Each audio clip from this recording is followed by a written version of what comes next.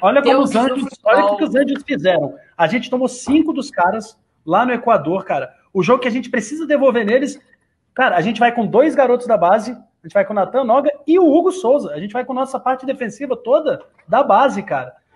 Para você dizer, os Anjos estão desenhando esse jogo como um grande jogo de virada e de virada para a história do Flamengo, devolvendo o Flamengo para onde ele veio, que é para a base. O Flamengo fez todos os craques dele lá atrás, na sua base. O Flamengo construiu os maiores jogadores da sua história em casa. E olha que loucura, nesse grande momento, você ter que depender de não tomar gols para que a gente consiga lá na frente jogar bem, etc. A gente não vai depender de não tomar gols com os nossos moleques, cara. Que dia feliz. E vou te dizer, se preparem, porque Natan e Noga podem brigar por vaga no time titular. Sim, senhor, velho. Com certeza absoluta. Juntos, eu gostaria de ver os dois como jogavam com Jorge Jesus, Bruno Henrique e Pedro, tá? 2 avantes mais enfiados. Não gosto de ver o Gabigol saindo muito da área, não é o que a gente gosta. Saindo, que eu falo, é jogando preso do lado direito, tá, gente? A gente sabe que quando ele jogava com o Jorge Jesus, ele saía da área, né? E aí trocava de função, às vezes, com o Everton Ribeiro, com o Bruno Henrique, o Arrascaeta chegando do lado esquerdo para o meio. Havia uma troca de posicionamento, né? Era um sistema de jogo muito funcional. Às vezes você vê 3 deles, um do lado do outro, né? Em várias partes do campo, né? Um sistema de jogo diferente do posicional. Então, na minha visão, Felipe, Anjinho, Isa, queria saber de vocês, eu vejo Pedro e Gabigol jogando num 4-4-2. Né? Seriam 2 meias mais centralizados, que seria Thiago Maia e Gerson, 2 mais abertos, tá? Que poderiam ser... Aí eu não sei como é que está o condicionamento físico do Bruno Henrique, isso me preocupa, porque o Bruno Henrique, quando estava voltando, né, para jogar, ele teve o problema da doença, e aí, cara, 2 baques de uma vez só.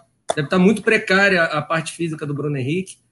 E aí eu não sei como faria. Abriria o Bruno Henrique do lado direito. Eu sei que ele não joga muito assim, mas para colocar o Pedro, porque hoje a gente não tem o Everton Ribeiro, Bruno Henrique do lado direito, Arrascaeta do lado esquerdo, e ia com os dois, para jogar com os dois. Só que eu não acredito que o Domi fará isso. Eu acredito você que ele botaria, calma aí. Você jogaria o Bruno Henrique para a direita? Para a direita, para jogar com o Arrascaeta por causa do Pedro, tá? Por causa do Pedro. No 4-4-2. Você prefere isso do que botar o Diego Ribas, por exemplo, para manter essa tua ideia do 4-4-2?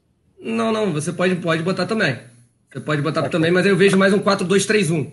Aí eu não vejo um 4-4-2, sacou? Ou então um 4-3-3. Ele pode fazer como ele fez contra o Fluminense. Né? Colocou o Diego Ribas mais centralizado ali naquela linha de 3, encostando mais no centroavante.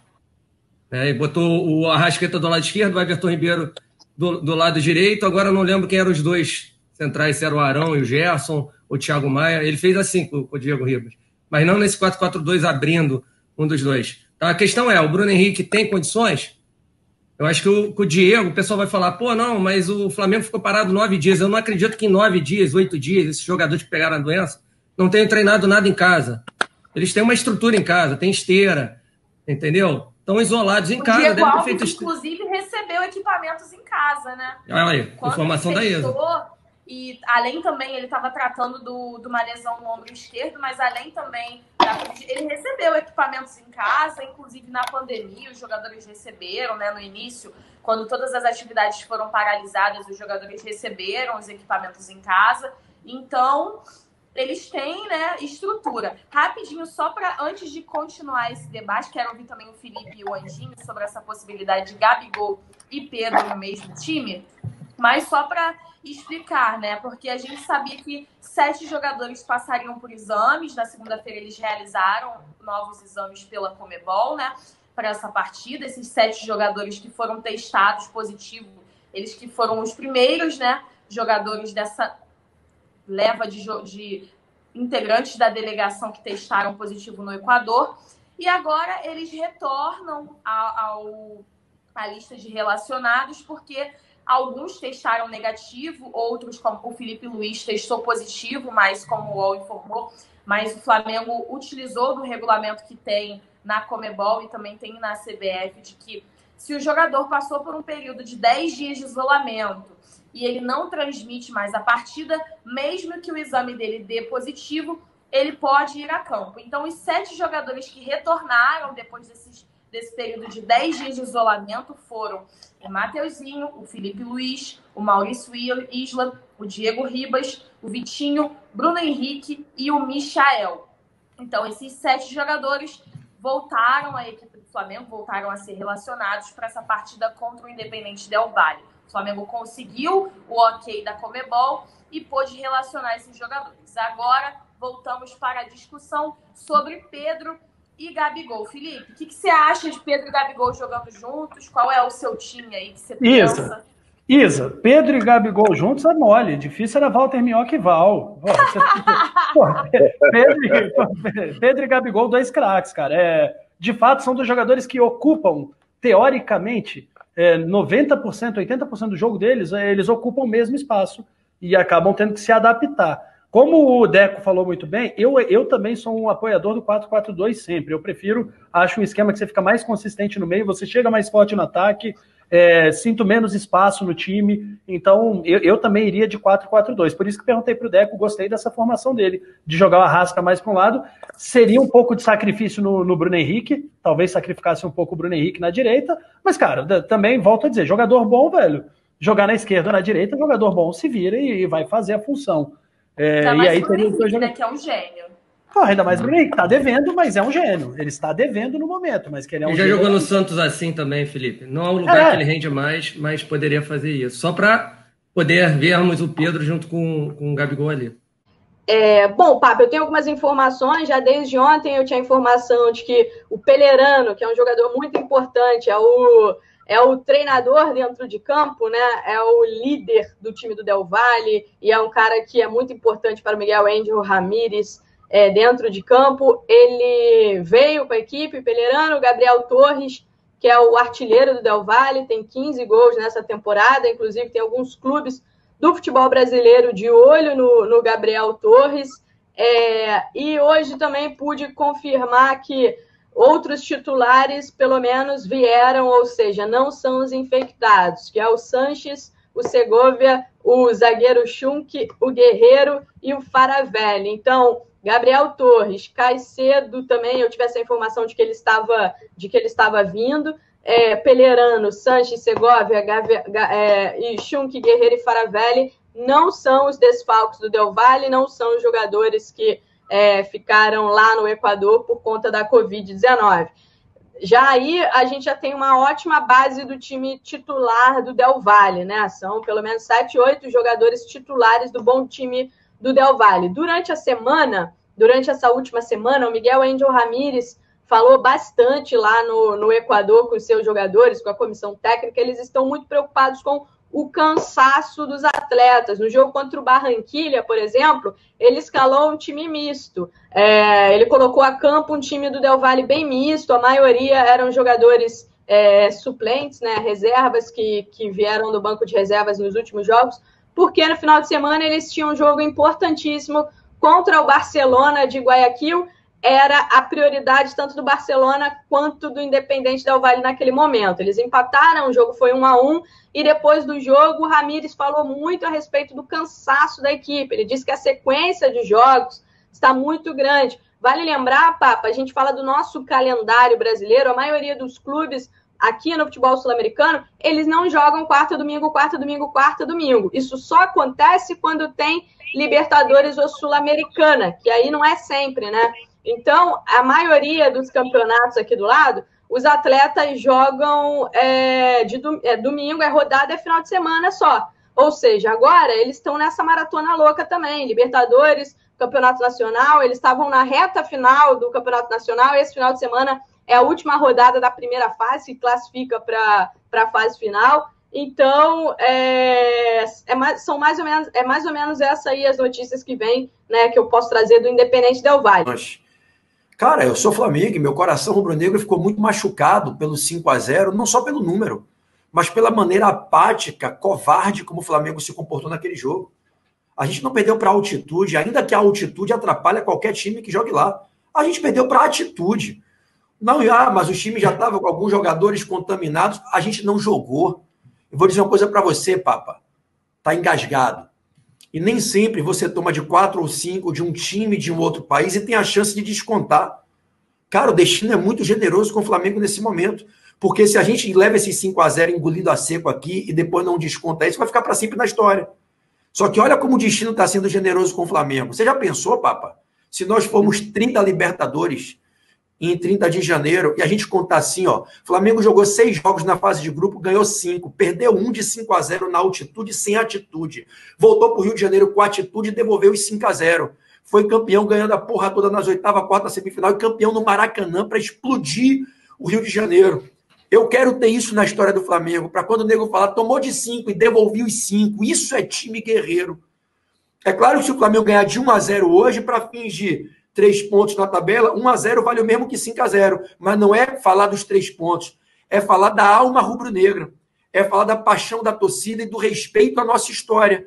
Pô, meu irmão, o nego meteu 5 e deu na cara da gente, ficou falando na imprensa que a gente estava pedindo para tirar o pé, vieram fazer vapo-vapo na frente do banco do Flamengo. Que isso, rapaz? Que isso, os caras ainda fossem um Boca Júnior, independente da Argentina? Que isso, com todo o respeito ao Miguel Ángel Ramírez, a qualidade dos jogadores. Peraí, meu parceiro, o Flamengo é o campeão da América, o Flamengo é o campeão do Brasil, respeite, isso aqui não é casa da mãe Joana, não. Tem que contar para esses caras, para o Preciado, o que é isso aqui, o que é essa camisa que o Silvio Batuta, que a Raíssa homenageou, fez 70 gols com essa camisa aqui, o que é essa camisa de Zico, Leandro, Júnior, Dida, Dequinha, Zizinho, Pavão, Domingos da Guia, Zagallo, que porra é essa? Quem são esses caras? Tá achando que vai fazer gracinha com o Flamengo? Então os jogadores têm que entender hoje que é para entrar pilhado. Sim, pelo papo no vestiário, cara, assim, pelo que eu fiquei sabendo, o pessoal tá muito concentrado em fazer um bom jogo, né? Esse negócio de golear e tal, essas coisas não passa muito até pelas adversidades também, né? Eles sabem que o momento do Flamengo é um momento adverso, que apesar do ótimo resultado, daquele empate contra o Palmeiras, né? O jogo de hoje é um sarrafo acima, pela qualidade do time do Del Valle, pelo Del Valle saber também que o Flamengo vai jogar em casa depois daquele resultado triste lá no Equador, que vem também precisando da classificação, vencer, enfim. Então, o Flamengo ficou também muito concentrado nos últimos dias com essa questão dos exames, os jogadores fazendo exame todos os dias. Por exemplo, o Vitinho e o Bruno Henrique, que ontem testaram negativo, no sábado eles fizeram o exame e eles testaram positivo. Então, isso, né, o pré-jogo do Flamengo ficou muito em cima dessa questão de quem vai poder jogar, quem não vai poder jogar. O Flamengo trabalhando nos bastidores para conseguir relacionar os jogadores com a Conmebol. O Flamengo queria que todo mundo tivesse dado negativo ali para encaminhar, mas não foi o caso. Aconteceu, por exemplo, o Felipe Luiz, que a gente sabe que deu positivo ontem, mas o Flamengo foi lá, estudou direitinho o que o Boca Juniors fez, foi atrás de como é que é o regulamento aqui no futebol brasileiro, né, como é que a CBF trata no Campeonato Brasileiro, 10 dias de isolamento, 10 dias. Então, o pré-jogo do Flamengo foi muito baseado nisso. O time quase não teve tempo para treinar, né? Os jogadores, os 7 jogadores, por exemplo, eles não treinaram com os outros meninos, né? Então, o pré-jogo do Flamengo ele ficou muito em cima dessa questão de quem vai poder jogar, quem não vai poder jogar. Pouco se falou, mas o Rodrigo Muniz e o Gabriel Noga, por exemplo, eles testaram positivo na sexta-feira, gente. Tá? Não cumpriram nem os 10 dias de isolamento. Eles testaram positivo na sexta-feira e ontem testaram negativo e o Flamengo já colocou logo para o jogo. Porque o Flamengo, né, tá sem os principais zagueiros. E, enfim, talvez o Noga comece jogando com o Natan. Eles que se conhecem. Não tem obrigação não, Raíssa, de cumprir os 10 dias. A Conmebol é só testar negativo mesmo? Cara, eu conversei com pessoas ontem da Conmebol, eles me disseram que o último exame precisa dar negativo. E aí, não interessando muito quando é que o primeiro exame deu positivo. O que eles falaram é que teria uma ligação com como funciona no Campeonato Brasileiro. Por exemplo, se aqui no Brasil precisasse de 10 dias, aí é com a CBF, com o futebol brasileiro. Mas se o jogador tiver um exame negativo 24 horas antes do jogo, ele pode ir para o jogo. O que eu acho é que talvez o Noga e o Muniz não sejam utilizados na próxima rodada do Campeonato Brasileiro. Pode ser que aconteça isso, tá? Mas, por exemplo, o Noga foi relacionado, o Flamengo não tem outro zagueiro. Tem o Natan, e aí poderia utilizar o Maurício Isla de zagueiro? É uma opção, pode acontecer. Mas tudo isso, gente, vai ser na base do papo, tá? Vai ser na base do se acertar no papo, porque nada disso foi feito, nada disso foi trabalhado antes para o jogo. É importante ter esses reforços, são nomes importantes, Felipe Luiz, Maurício Isla, Diego, né? Todos eles são importantíssimos para que possam jogar pelo menos um pouco, né? Ou, enfim, são 5 substituições são permitidas, então dá para o Flamengo fez mais do que certo em relacionar esses atletas tendo essa possibilidade. Então, o pré-jogo do Flamengo ficou muito, muito relacionado a isso. Por outro lado, tem os meninos babando aí, eles conseguiram um resultado muito legal contra o Palmeiras, estão muito empolgados por uma chance. O próprio Ramon, o professor falou do Ramon, o Ramon jogou muito bem, é possível que ele seja mantido como titular na lateral esquerda, tá? Ainda não está certo se o Felipe Luiz vai começar, ainda vai depender de um papo da comissão técnica com os jogadores, com preparação física, departamento médico, lembrando que boa parte da comissão está com Covid, então esse trabalho está sendo feito também virtualmente. Tem a questão do Hugo, a garotada, né, esperando que o Hugo seja titular hoje, também é uma grande possibilidade, tendo em vista que o César sentiu dores nos últimos dias, dores musculares, e o Diego Alves não foi relacionado para o jogo, ainda está se recuperando, ele está sendo preparado para o próximo jogo do Campeonato Brasileiro. Então, ficou muito, muito relacionado a isso. É um jogo bom para o Flamengo, tem uma garotada boa e empolgada com os reforços desse pessoal todo aí que está vindo.